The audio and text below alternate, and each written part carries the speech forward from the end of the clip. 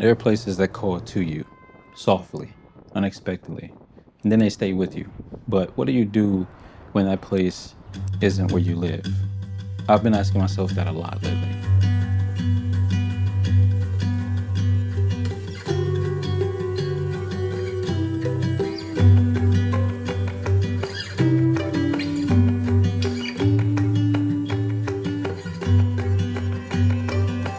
There's this city I keep coming back to, and every time I have, I felt like I'm leaving something behind. That city is Milwaukee.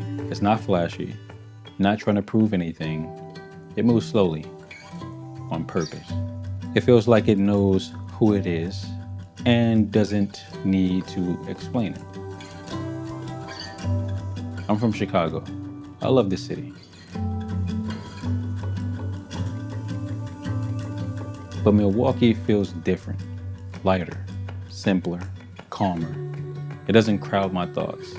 It clears them. As a photographer, I'm obsessed with architecture. And the buildings here, they breathe.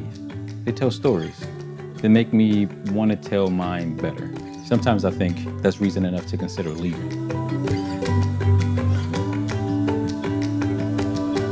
I come here for real estate work, but I stay for more than that. Like the coffee shop I always visit. New baristas every time, but the coffee, always consistent, always good. Or the high rises I shoot from, where I stand with the camera on a tripod looking out over the skyline.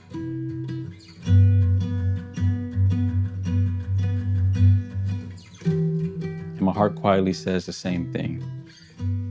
This feels like home.